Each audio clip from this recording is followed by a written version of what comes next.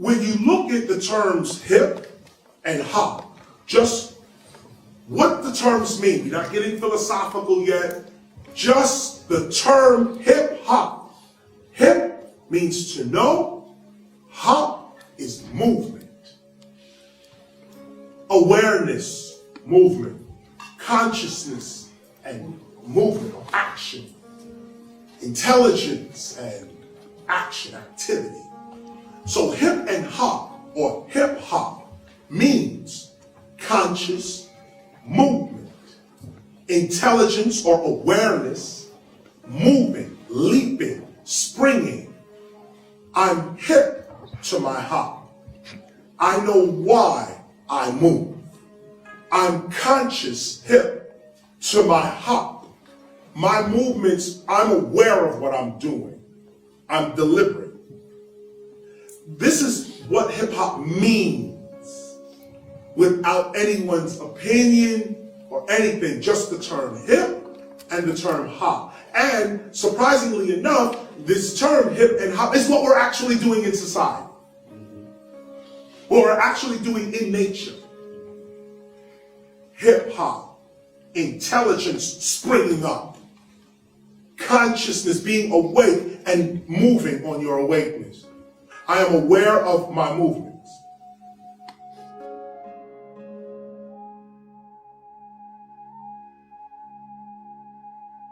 This hip hop here is hip hop itself, meaning that when you study the nature of hip hop, this is not rap music we're talking about. We're talking about a consciousness that causes one to rap. Before you rap, you feel like something. Before you rap, before you break, before you do grab, before you have a point of view about the world. In fact, what makes you rap is because you have a certain point of view. You don't think like everyone else. You have a certain way you're approaching the world. This hip hop is consciousness. This is hip hop in its pure, not even pure, let me put it this way. Hip hop does not appear anywhere in physical reality. Hip hop is not in three-dimensional space or time. Hip hop is outside of space and time. There's no time for hip hop and there's no space for it. Hip hop never enters the physical world. You can't go to hip hop. You can't wear hip hop. You can't eat hip hop. Hip hop doesn't exist as a physical thing. Hip hop, its actual existence is as a shared idea. We all share this idea called hip hop. So the first thing that hip hop is consciousness. It is our collective consciousness. It's all of our thinking together, creating this right here. And we spell it as one word, hip hop. This hip hop is this hip hop in action. When your consciousness, when our collective consciousness starts moving and acting and doing stuff, it becomes this hip hop. And we usually call this hip hop breaking, MCing, graffiti writing, DJing, beatboxing, street fashion, street language, street knowledge, and street entrepreneurialism. These are the 9 elements of hip hop. Now, in the beginning, there was first only 4 elements to hip hop, which was just these 4 here. Breaking, MCing, graffiti art, DJ. That was the beginning, which we call the core 4 elements. This is the beginning with Kool Herc, with the era of Kool Herc. Puts it this way, breaking, MCing, graffiti art, DJ. That's who used to come around and listen to Kool Herc, who is considered the father of hip hop because he was the first one who was a b-boy, an MC, a graffiti writer, and a DJ all at the same time. And we knew Herc as that in the neighborhood. He also had the biggest sound system in the Bronx at the time. So Kool Herc, and I'll get into his Jamaican background in a minute, but Kool Herc is the first b-boy, MC, graffiti writer, DJ all at the same time. Now remember, breaking already existed for like 10 years before hip hop even began. MCing goes back to the beginnings of human history. Graffiti writing to the beginnings of human history. DJing was already, and the DJing that we use, DEEJAYIN, DJing was already in Jamaica.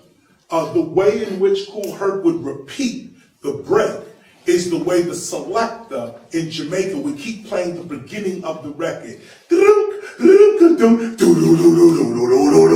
And the guy would start rocking, they say, pull up! And the selector would lift the needle off the record and put it back at the beginning. And the guy would rhyme up onto, and the way they used to do it was that the MC would only rhyme the beginning of the record, and the selector had to pull the record up or the song would begin.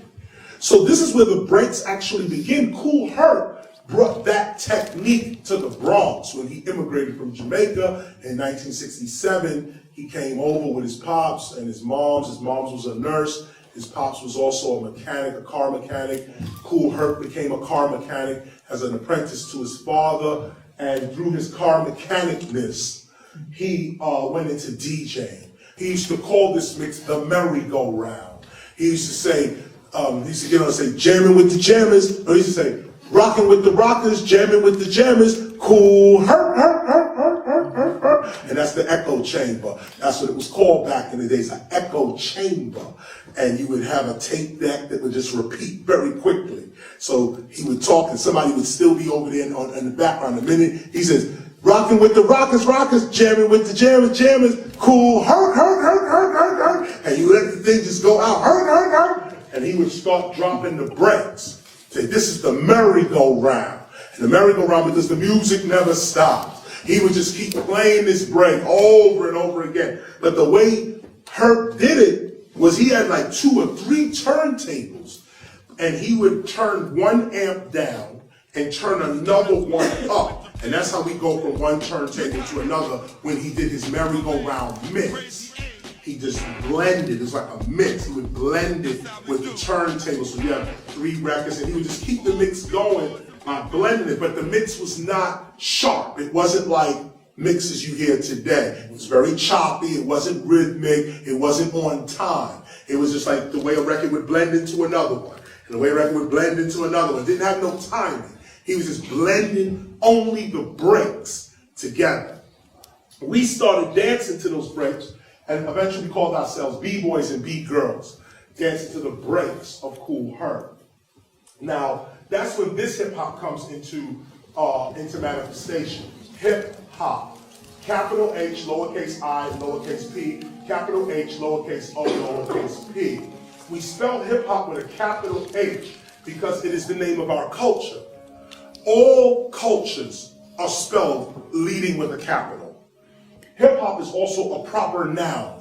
It is a specific thing. So you spell it with a capital H when you are spelling either as one word, the collective consciousness, or as 2 words. Hip-hop gets 2 H's. This is also the phonetic spelling of hip-hop. This is how hip-hop comes out of your mouth. Hip-hop, that's what it looks like.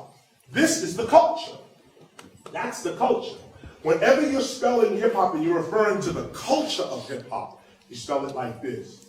You can spell it like this too, but this is the scholarly approach when you're talking specifically about culture. If you're talking about collective consciousness, things like feeling hip-hop, the love for hip-hop, the vision of hip-hop, you spell it in this way. Anytime you deal with consciousness, immaterial things, non-material things, this kind of thing, you deal with it up here. Here is where this is still immaterial. This is still non-material, but you can see hip-hop now. Now you see it through breaking and seeing graffiti, on DJ, beatboxing, fashion, language, knowledge, and entrepreneurial skills. You see it now through the culture. Finally, when the culture is moving and in order, it produces products. All cultures produce products. Hip-hop here is spelled in lowercase h, lowercase I, p, dash or space, lowercase h, lowercase o, lowercase p. These are the products, mostly rap music products and their related activities. Supreme, the ignorant is ripped to smithereens. What do you mean when you say I'm rebellious? Cause I don't accept everything that you're telling us? What are you selling us? Now, once the products are produced, based on where you are, is going to be the excellence of the product. If you don't know about the collective consciousness of hip hop, it will reflect in your product. If you don't know the culture of hip hop, it will reflect. If you do, it will reflect. So far, these are the main terms for looking at hip hop in terms of looking at it like you're going to be successful at it. You're going to approach hip hop as a lifestyle, and you're going to teach hip hop to others. This is the safest and most effective way to approach hip hop. Now remember, this is the first 20 years of our study. This is really I should say the first 40 years, from 73 to 2013. This is the first 40 years of study. Hip hop has 40 more years to go. This is just the standard, the beginning, the simple stuff. As scholars, you should take this further. There may be another way to spell hip hop down here that we did not discuss today.